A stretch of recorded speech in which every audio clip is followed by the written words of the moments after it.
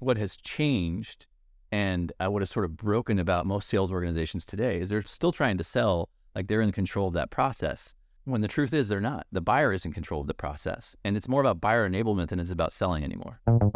Zach, I have heard many great things from Maggie. Wonderful, wonderful person. But thank you so much for joining me today first. Yeah, well, I'm happy to be here, humbled to be included, and it's an honor. Not at all. This is a very special 20 Sales episode, and I want to start with a little bit of context. So tell me, how did you make your way into the world of sales? How did you make your way into the world of solutions engineering? And most recently, end up at the wonder that is Rippling? Sure. So long story short, I started university with the idea that I was going to complete a computer science degree because it was 1999, right before the bubble burst, and that was the best way or the best path to making great money. Halfway through it, I realized I didn't want to spend all my time in a lab because that was most of the initial coursework for the computer science degree. I pivoted and said I'm going to be a lawyer. So I did political science instead, but never got away from technology. I always loved the intersection of business and technology. And frankly, I sort of stumbled into technology sales. I started a company in college. I had no idea what I was doing, but was sort of on like the business and technology side. I worked for a company that got me to San Francisco. I luckily got a job at Salesforce. I knew nothing about the company, knew nothing about the job, was just happy to get paid a little bit more than what I was paid previously. And again, long story short, I'm in a training room. I started my job at Salesforce. I was like a premier support person, basically. So I had a set of accounts. I was the Salesforce expert, helped them set up their Salesforce instance and manage it.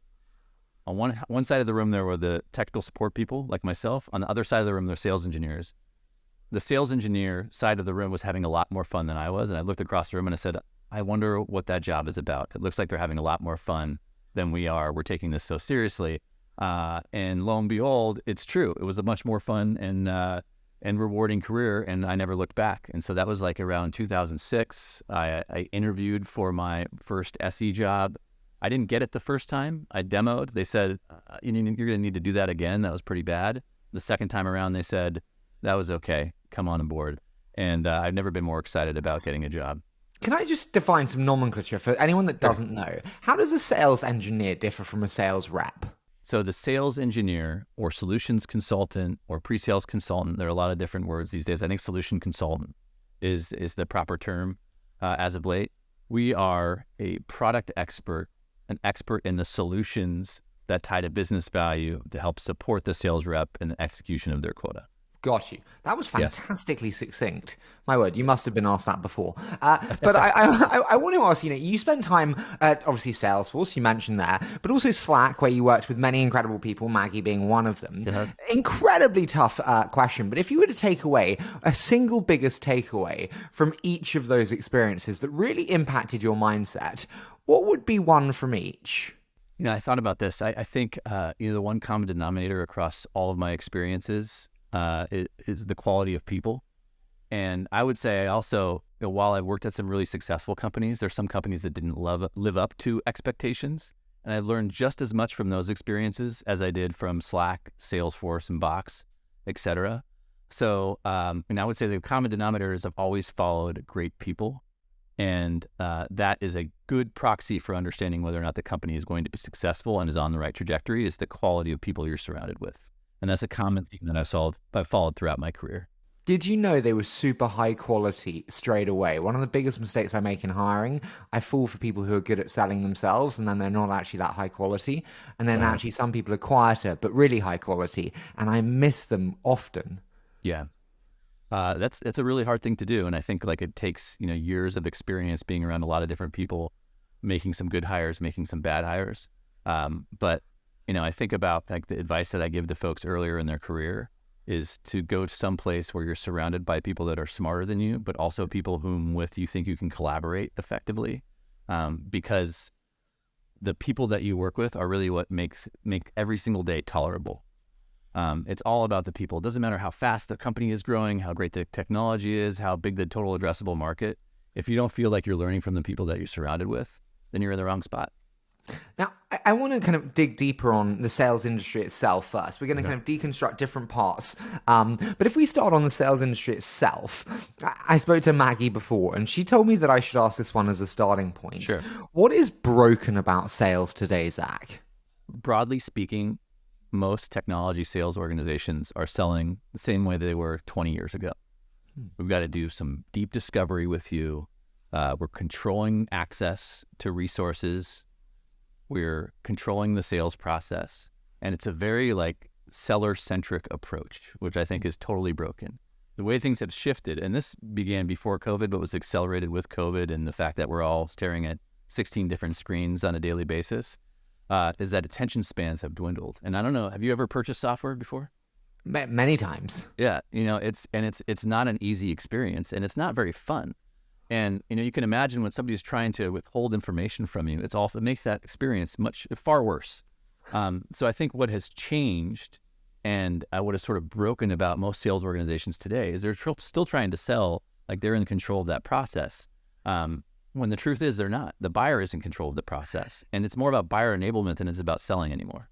Can I ask, is that really the case still when you see the rise of PLG? When you see hey, have a play. It is the consumer's option to go deeper. It is the consumer's option to buy more and engage with the enterprise team. Is that still the case that it's so seller-centric? I would say, I think PLG is a really fancy word these days, and there are a lot of people that kind of like use that term loosely. But at the end of the day, it's a great way to get exposure to a product in a self-service fashion. But people still want to talk to people, but they want to talk to people on their terms. So it is seller-centric in the sense that the seller needs to be. Let's put it a different way. Have you heard of the term sense making? No. So Forrester has this concept of sense making. It's a term they use as it applies to modern complex selling, and I really like it because what it's really about is. Your job is not to sell something to somebody. Your job is to help your buyer make sense of a really increasingly complex world. And that's what I think selling is all about. It is seller-centric in the sense that you're addressing the seller's needs and you're considering what they need and what they're trying to accomplish. But they still need your help and guidance to make sure they're making the right decision and making sense of all this information that's out there, especially with the acceleration of all the digital channels and the reduction of attention spans. It's a really difficult world to buy things in. And it's really difficult, as you can imagine, as you've purchased software in the past. It's not your full-time job. It's nobody's full-time job to purchase software unless you're dealing with procurement, which is a whole different world unto itself. But these are people that are trying to like run a business and accomplish something from a business perspective. They need help making sense of information to ensure that what you're selling is going to help them accomplish their goal. Zach, is outbound dead? Because in terms of sense making, you have to get them through a certain stage of the funnel to get to sense making. Is traditional outbound dead, do you think?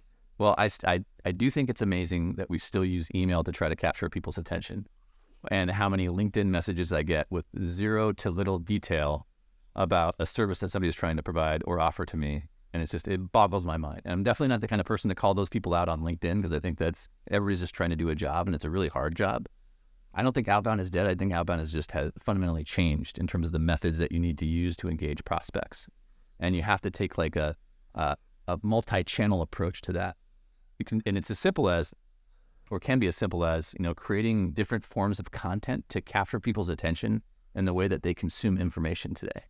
I've kind of thought about this in the past. It's kind of like a TikTok style approach to selling. Like, you and I, we're going to get off this podcast, or whenever you take a break, you're going to look at your phone and consume about 16 different pieces of content and articles, and probably read half of those articles.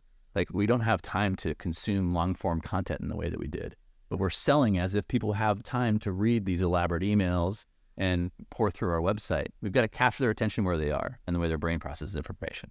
What I think to you straight away that when you say that, though, is the blurring lines between sales and marketing. I see marketing now eating up so much more of the sales funnel, where bluntly the prospect knows that they want to buy Rippling very quickly in the process because they've been sold the content, the story, the vision before they've ever engaged with a rep. Do you agree with me in terms of this blurring of sales and marketing? And how do we see the future of sales as a result of that complete blurring, actually? Yeah, no, it's a really good point. And that's where I see, especially in my world, where the solutions engineering function was predominantly like a really guarded function or resource where you couldn't even talk to somebody on my team 10 years ago unless you've gone through like an hour discovery call and you've been well qualified. We're starting to encroach earlier in the process, and that's okay. Like we want our team to develop content that will be consumed earlier in the process. So we're creating like things like short form videos and demo vignettes and slides that are easier to consume in new formats in a way that helps the customer educate themselves earlier in that process. So by the time they get to us, we're very well aligned on what they're trying to do, what they're trying to accomplish. It makes our jobs easier, more precise, and more valuable, and it makes the buying experience much more enjoyable as well and effective.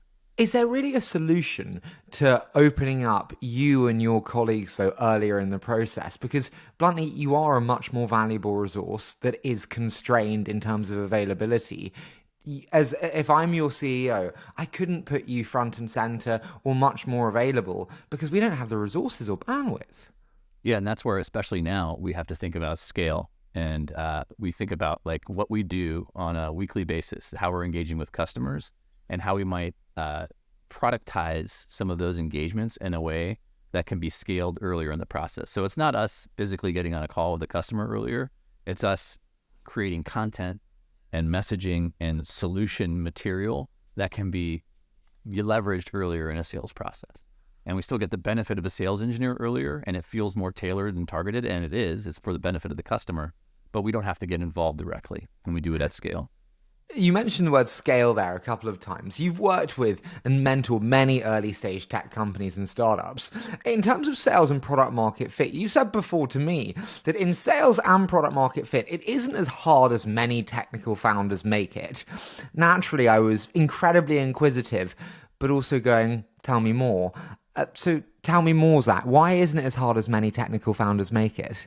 Yeah, it always, boggles my mind. I think, and I was thinking about this morning as well. I think it's because the process of starting a company, developing a product is a very personal journey, right? You're really wrapped up in yourself, how it's going to impact your life, your friends, your family, and how this company is going to change your world. So you're thinking about yourself all the time, and you sometimes don't take the time to empathize with the actual customers that you're selling the solution to. So when I talk to a lot of early stage founders, they have a really great idea that's been validated by other technical co-founders who have mentored them. That technology is sound. They have been validated by investors who are excited at the potential of working with a really smart person, but they haven't taken the time, and it doesn't take much time to sit down and think, who is the actual customer? Let me find an actual person, even on just LinkedIn, that would buy this. Who is that person? What is their role? What do they care about? What are their pains and challenges that they have in their job and in life?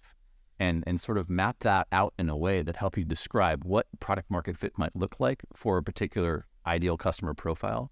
And there's almost no time spent on that early in company building, which surprises me. And I think can be a really powerful exercise. So when I try to mentor folks earlier stage companies that have no sales expertise or background, that's the first thing I do is like think about who you're actually going to sell this product to, map out their pains and gains, and who is was it Marty Kagan? Is that the guy that you just had on the podcast? Yeah. So he said something, and I was listening to this yesterday in the car. I'm glad he brought this up. He kind of alluded to the concept of these business value canvases. Yeah. I can share. I think I shared this resource with you. That's a really powerful tool that any technical founder or sales founder or anybody in their career can use. Can you talk to me about it and how we should use it? It's a really empathetic exercise that anybody can walk through, where they identify who their customer is as an individual and a business person, the pains that customer has, the gains your product potentially could provide, and you essentially you connect your potential customer with your product and solution, and essentially just try to map what your solution does to the outcomes that your customer is trying to achieve. That's a vast oversimplification there, but it is a really powerful exercise to walk through. And you imagine the power if you actually have that sort of visual in your head as you're developing your product and talking to customers and talking to investors, it makes things a lot easier. How do you think about the challenge of multiple buyers. And what I mean by that is, especially today, we're seeing CFOs become a lot more involved in buying decisions across every different software product that their teams are buying. Yeah. How do you think about the challenge of incorporating suddenly multiple different buyers, including the CFO? Yeah. I mean, I think it is a healthy forcing function. Like, we're all scared about the current macroeconomic climate, but we also are aware that this is where the greatest companies emerge, and it creates some real business fitness, I think, particularly in sales. Like, now we're forced to really think about how we're going to sell this if a CFO is scrutinizing every detail. Having the CFO involved is always tough, but it forces you to think about true, like, ROI, dollarized ROI, which is not always easy, especially for early stage founders. That should be an exercise that they go through. Like, if you had a CFO come into this conversation and had to justify the spend on this amongst all the other software that they're purchasing or investing in, how would you do it? So that same exercise where you would like identify a primary buyer, you can sort of do the same thing for every potential buyer or influencer as a part of the process. And if that's the case, it's something that's required and necessary. How do you find your approach and messaging differs when incorporating CFOs into the sales selling process? I think going back to the hard ROI, you have to think about how they're going to actually justify the investment and be very clear and crisp about the business outcomes at a higher level that your solution or technology provides or helps your customer accomplish. You mentioned value also quite a few times here. When we think about connecting value from your solution to the customer needs, what do you think are the biggest mistakes that you've seen founders and early stage teams make from many of your mentoring days and sessions? I think it's how making sure that the value is proportional to the investment that we required for that company to be successful. Like, value is such a broad term, but sometimes you could say, yeah, of course this provides value. Like, this is a solution that provides day-to-day value for my end user, but in aggregate is not enough business value or is not a strategic business outcome that warrants the amount of money they'd have to spend to invest in a solution like that. And it seems really simple, but it's not obvious. And I think, like, as I think about my career, the one, common thread through all the companies that I've worked at is that every company, we spent a lot of time trying to reorient people around value selling. Like Slack, it took multiple years. When we arrived, the PLG motion, one of the deficiencies of a PLG motion is that, value isn't really necessarily rooted in the sales process early on. You're trying to help facilitate the process. So we had to sort of connect value selling to what a PLG motion looks like and connect the two, and it takes time. It's not obvious. I totally agree with it being challenging, especially when it's not obvious. I think that the important question also for me when I think about incorporating this into, I like to think of these shows as like metaphorical discussions where you're an angel and an advisor to me as an early stage founder, because we have so many founders that listen. When we think about like solutions engineering and structuring our team today, why do we need solutions consultants, solutions engineers fundamentally? Like, what is their need first? Well, there's two things. One, if it's a highly technical product that requires deep expertise, oftentimes you can't have the same person be the account executive who also is going to go to that level of depth with a customer. So there are some solutions where very, very early on, you just have to have a technical expert on every call because it's that detailed and that technical of a product or solution. On the other hand, it's also, if you're competing in a market where your competing sales teams have a solutions engineer or consultant as part of the sales team's composition, that's when you have to think earlier about adding a solutions consultant to your team as well, because part of what we do is, provide that deep expertise, solution expertise, presentation, differentiation through process and approach, but also it's a competitive differentiator in how you approach a sales cycle and how you appear to a customer. And if you show up and there's only an AE who's trying to handle this end to end, and you're competing for a large, ACV or dollar amount, it's really difficult to compete without the right resources in place. Can I ask a really unfair one? At what size dollar ACV does it make sense to really have your solutions engineer, solutions consultant as part of the process? It depends on the volume. It's a really hard question. I mean, there are some. I just talked to a CEO yesterday. We were talking about the ideal AE to SE ratio, and his average ACV was about like 35K. So it's all about how many opportunities you think your AEs can manage and how many opportunities you need your SEs to help manage. And then you think about the win rate and if it converts and it's worth the investment that you're making, that additional resource. Where do SEs sit in the stack also with then customer success? Because you've got A's and then SCs that then move to customer success. Like, is there a hand-holding process between SEs and customer success to ensure the smooth integration? And do the A's leave at some point? Like, how does that work, considering customer success as well? In an ideal world, yes, there's a perfect handoff. And that's something that, we've done in every company that I've been at, is trying to improve that handoff and make sure it's a logical handoff. There's also a modern movement for SEs to take on more of that responsibility. And I Yeah, think for because early stage, I would recommend that. surely, like, customer success isn't technical enough in a lot of ways to suddenly manage the process from an SC who's done incredible work, got them to that stage, they've been impressed by the depth of knowledge, and then you hand over to CS, who I'm sure is fantastic, but they won't have the depth that you have, and it's like almost like a letdown. Yeah, I mean, so that's sort of the modern movement. I think like Frank Slootman sort of championing the idea that he doesn't want to have customer success at any of his companies. But I think what he's really saying is that he wants the sales team to take more responsibility for the success of a customer. It's not that they don't have CSMs in the traditional sense, but that they have more responsibility to sell good deals so the customer doesn't churn. And I think when you extend the solutions consultant deeper in the sales process or even post-sales, it ensures customer success. And early on, I would say, like, if you're a company of less than 50 people, that your SE is going to take on more of that responsibility, and that's good. It's healthy. So A's are often associated with being coin operated, being very kind of financially driven and incentivized. Whether we agree or not, like, a lot of their comp is based around, closing customers and closing dollars. When you have an SE in the room, it makes their life a lot easier and it takes a lot of weight off them. How does that impact comp for sales reps? And does that mean the comp is then in the hands of the SE? How does comp change when incorporating an SE into the process? Well, if you're going to invest in SE resources, you got to have larger quotas for the AEs, for sure. Because the idea is you have to believe that by adding additional resources to the equation, that they'll be able to execute on a much larger quota at the same rate with additional SE resources. And the SEs, from an SE comp perspective, I believe should always have a variable component. You want them to have some skin in the game, but there's less risk involved. So, typically you've got the AE who's 50-50, 50 base, 50 variable. And the SE in an ideal world is like 70-30. And you want the SE, in my opinion, to have as much skin in the game as possible and be connected to the same number as the sales executive, because they need to have a shared destiny and they need to be considered salespeople as well, in my opinion. When should we hire our first? Often we hear about kind of hiring the first sales rep and doing it 2 by 2. When do we hire the first SE? It depends on the sales process, of course, and how technical the product, because, as I mentioned, like, you may have a product that an AE can't sell it without some sort of technical expertise. So that would be very early on.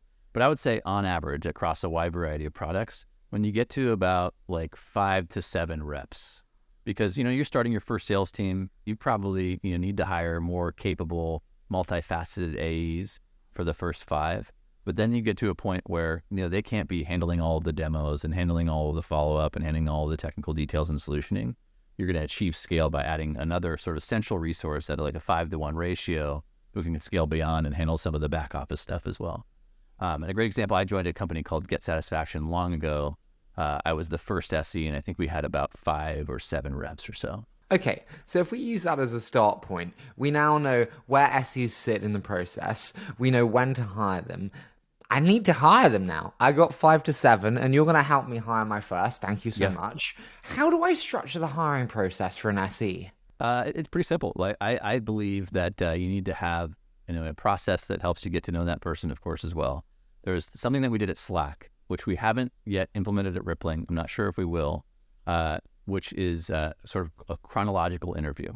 And it seems like it's a lot of time to spend, but we would spend an hour and a half going through a person's background, job by job, to understand their motivations, why they joined a company, why they left the company.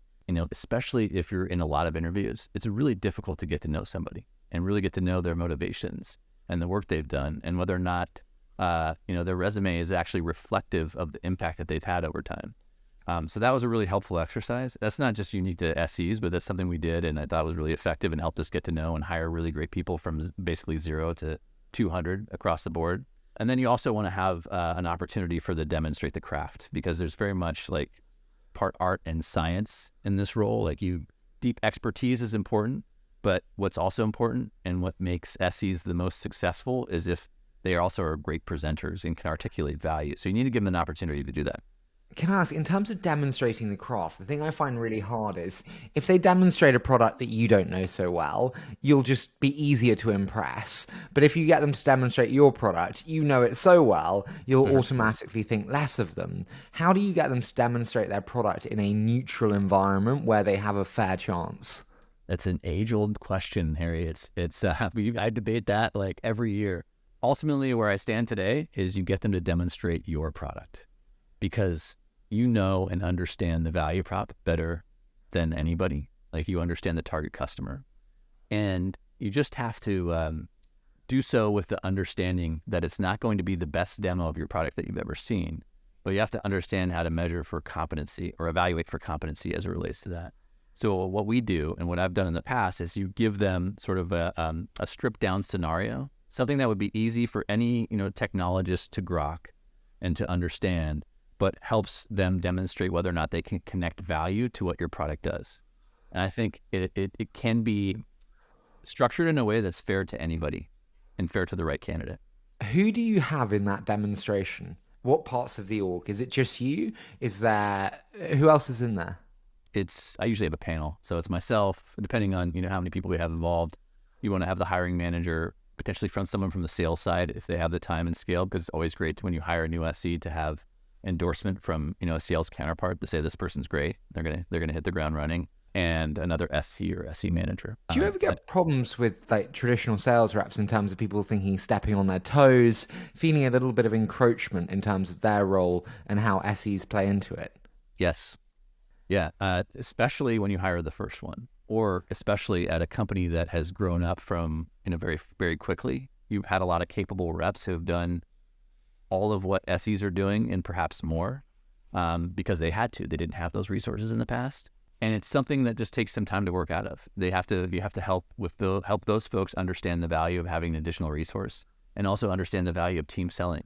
Because one thing that I think is important to understand about SEs and team selling in general, but even if both people can do exactly the same thing, there's a lot of value in having just two people on a call, because a prospect or customer is going to answer questions differently coming from an SE than they would from an account executive, because they have sort of this perception that the account executive just wants to get them to close the deal, and the SE truly cares about the business, which is true, but it's just this dynamic that continues to play out. When you're evaluating SE talent in the interview process, when you review your own process, are there common questions that you ask? Are there common ways that you try to identify talent or characteristics? Yeah, I mean, over time, we've developed like a competency-based hiring model, which I think is really important, especially, as you can't rely on resumes as, the only proxy for success, as we all know, and it doesn't matter what company somebody came from.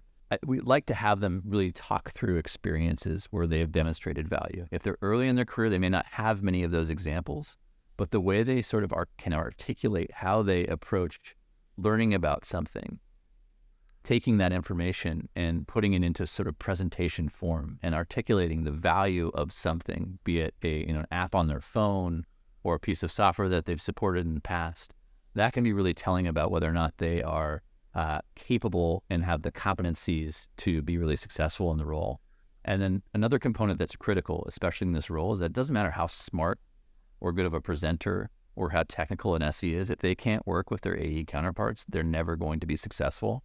So we really want to make sure that they have a history of collaborating with people of all different types. And that's really important. How do you know? If you're interviewing me, yeah, I got on great with my team. We were great friends. You got to continue to ask questions. Show me an example. Show me an example of how you dealt with conflict on the team. And that can be really telling. And once you start to break through, like everybody's got a set of prepared interview questions or retorts, but you've got to ask that second, third, and fourth question to continue to break through and say, like, so what happened when you had a conflict? Tell me something about your job that you hate. Tell me what you really don't like about the job. Tell me what you really didn't like about the team that you worked with. Those sort of questions can be really revealing. So I know there's no right or wrong answers, but there are bad answers. What's a bad answer to how you managed and handled conflict? Because I no one's think going to go, well, I shot them. that would be a bad answer, and I would say thank you for your time. You're uh, hired. yeah, you never know. Depending on what you're selling, that might be a benefit. But what's hard to hide is an SE who is generally like a very high IQ, smart person, right? Sometimes they have a low tolerance for working with folks of varying levels of aptitude or experience. And that's really critical in the SE role, especially as you're onboarding new account executives. You have to sort of be tolerant of where they are in their stage of growth. It can be really revealing to ask them questions about what happened when you dealt with somebody that didn't know what they were talking about, or what happens when you deal with an AE who's early in their in their ramp. Like, how did you help them? Describe some examples. It's very easy to cut through the BS there, determine whether or not there's somebody who is tolerant and can help mentor and evolve the reps that they work with, or somebody who thinks the world of themselves and is not going to be a collaborative individual. Okay, so we have that, but when I think about that, I think about like the Mr. Sociable and then the bluntly Mr. Nerd. Sorry for kind of boxing people. But then when we think about, and this was Maggie's question, so I have to give her credit. She said, should we then lean towards more technical focused people, or should we tend to lean towards more sales and charisma focused acumen? How do you think about that, technical versus charisma sales focused? I mean, I don't think that actually like charisma necessarily corresponds to sales, actually. I think that there are a lot of folks that may not have like the traditionally categorized charisma that have a strong sales aptitude because they think about the benefit to the customer. Like, it's all about, again, going back to value. Like, can somebody really take the time to empathize with the folks that we're selling to understand how the technology is actually going to apply to business outcomes? And you can get a sense for sales aptitude pretty quickly. And you want to make sure that they have a blend of both. You've seen and reviewed many, many different hiring processes for many different sales teams and sales people. When you review them now, what are some of the biggest lessons learned from hiring hundreds of sales pros across your career now? I think the biggest lessons learned is, I think, as you think about building your own sales process, at every stage, you should feel like you're receiving data and information on that candidate. It's going to help you make a decision one way or the other. And especially as you get to the end of that process, however you design the presentation should be done in a way that is going to help you make an objective decision on the candidate. I say that because where I've seen it fail or fall down is we go through this process that we've designed for probably our own benefit and for the benefit of the candidate feeling like they're going through a professional process with a company. But at the end of the process, we're basically just justifying our own bias. We're just like, oh, yeah, I kind of like that person. They come from Salesforce. Let's hire them.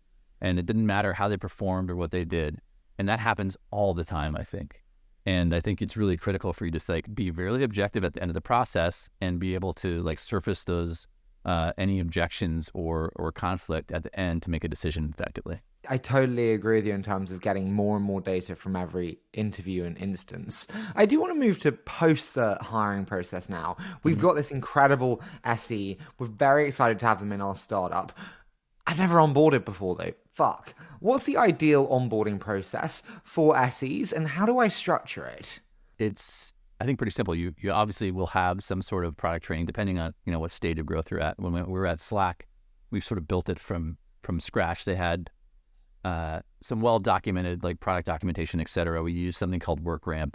There are many tools like it to walk a candidate through a 6-week process where basically they have some self-service training they go through. They get exposure to a lot of customer calls and they get a lot of exposure to the ideal customer profile as well. And sort of a blend of both, I think, is critical. It can be done in a lot of different ways. I don't think it takes a number of months to get somebody ramped, depending on the technical depth of a product. But it's very easy to put together, a product training and enablement and onboarding, customer training, enablement and onboarding, and you want them coming out, understanding and feeling confident in how to present and demonstrate the product, and confident in understanding the ideal customer profile and who the buyer is. That's interesting. So a lot of people say we should put them with customer support at some point too. They clearly understand and identify the problems. Do you see a point in putting them with customer support? If you have the time to do that. that can be a helpful way to accelerate product expertise. I just think logistically that's difficult depending on the size. But if you're a smaller company and you're hiring your first SE, I think that's a great way for them to get exposure to the kind of questions that are coming through, for sure. Would you rather an SE has experience in your market, or they have experience selling that level of ACV? Which would you lean on if you could only have one? Early stage in the market. I think it's hard to make that sacrifice, especially when every hire has to ramp more quickly. When you get bigger, you have the luxury of spending more time developing talent and giving them more time to get familiar with the industry or market. So you're saying the domain expertise on the market matters more to you than their experience selling a certain level of ACV? Yes, early stage, because the SE's job is all about credibility, in my opinion. And you can get them comfortable selling a deal of a larger size or talking to a customer of a different stature. But if they don't have any credibility talking to that customer, it's all for nothing, right? So having somebody that come in with industry credibility and expertise, I can train them more easily on the sales side than I can on the industry stuff. Where does the AE's role end and the SE's role end when it comes to actually closing the deal? So they bring the credibility, the product nous, the technical ability. Do they then kind of hand back to the AE to close? Do they close? How does that closing process work with SEs involved? I believe that it is the AE's responsibility to close. So we have the concept of like a solution win that we work towards as SEs. And our job is to ensure that the technology aligns to what the customer is trying to accomplish from a business perspective. And depending on the product or service you offer, there are certain checkboxes that you just need to check as evaluation. Sometimes that's like a security questionnaire that everybody has to fill out, or they have to have received the security presentation, and we would have to ensure that they have all the right requirements and technical requirements, that they are a fit for the solution or product that we or service that we provide. And then it is the AE's responsibility to close. Okay, so it's the AE's responsibility to close. So, like, often close rates is how you measure success, especially for AEs. How do I measure the success of my new SE? This is my first. How do I measure if they're successful or not? This is also a very challenging question because there are a lot of non-correlated factors to why an SE is on a deal, right? And you could look at close rate. That's the easiest way to say it. For deals where there is an SE, we should have a higher close rate. But at the same time, an SE could be a great way to qualify deals out early stage and save us time, so we're working on the right deals at the right time. On the flip of that as well, and this is not going to be a direct answer to your question because it's a tough one, but on the flip side of that, you're typically working on deals that have a higher chance of closing because they're better qualified and warrant a more technical resource. But one of the things I heard, this is actually, I heard this on a recent podcast, I think this is the VP of SE at SolarWinds, and I really like the way he talked about this, is that he measures how the deals where the close rate of deals where they've achieved a solution win and all the things that they did to achieve said solution win is their measures for success of whether or not SEs are effective. And so we want to have more SEs on deals working towards a solution win to determine whether or not we were successful as a function. What are the biggest red flags I should look out for in the first 3 to 6 months of the SE starting? What are the signs where you're like, ugh, it's not working? If they can't work with their AEs, that's red flag number one. If they're, sometimes you get folks with like a deep technical background who don't have a tolerance for salespeople and are running into personal conflict or professional conflict. I mean, that's red flag number one. If that's not working, it's never going to work. It doesn't matter how smart the person is. Red flag number two is that, especially in early stage companies, the person that you hire has to be an absolute self-starter and somebody who's both a builder and willing to work on deals. And I remember my first job at as the lone SE at Get Satisfaction was I was building the demo environments. I was building all of the decks. I was working on deals. I was working with business development. Like, you just have to be really upfront in describing that that's what the job's about, and people have to be excited about. If they aren't willing to participate in all those activities, then they're not going to work out. Zach, we're going to do a quick fire. I'm going to say a short statement. You're going to hit me with your immediate thoughts. Does that sound okay? Sure, let's do it. So what sales tactics have not changed over the last 5 years? It's all about the customer. What sales tactics have died a death? Multi-hour discovery calls. How do you define the sales playbook? How do you find that's a really good question. I think the sports analogy still rings true. It is a tactic or strategy you apply at the appropriate time. I like that. for an achieved Uh, who, or a desired outcome. who's the single best sales rep you've worked with? Travis Bryant. Why? Because I think that he is an SE at heart and was always very empathetic and a delight to work with as an SE. What one piece of advice would you give to a sales leader starting a new role today? Really good question. One piece of advice I would give to a new sales leader starting a new role today. Take the time to truly understand the business outcomes you're enabling for the buyer and optimize accordingly. What's your favorite sales tool and why? Favorite sales tool? You'd think something would come to mind immediately. I would actually say that I'm going to say more of like a medium. I think video is my favorite sales tool today. Video. Asynchronous or live? Asynchronous. Asynchronous video is, I think, a super effective tactic for developing pipeline and engaging customers earlier in the sales process. What would you most like to change about the world of sales? Final one for you. What one company sales strategy have you been most impressed by recently and why? I think, and it's funny because I'm not a customer yet, but there's a company called Vivint that I think does an exceptional job of, they create technology for solution consulting organizations and solution consulting leaders. I think they've done an exceptional job of engaging and building a community, a customer-centric community around their products and services. And it feels very intentional. And as much as as much as I have resisted in investing in like technology, they've done a great job of pulling me into that community and getting me exposed to their products and services. Zach, Maggie told me you were special. I've so enjoyed doing this. I feel like I've learned a whole new kind of depth of the world of sales. But thank you for putting up with my questions. I hope they weren't too basic, but you've been incredibly patient. So I so appreciate the time, my friend.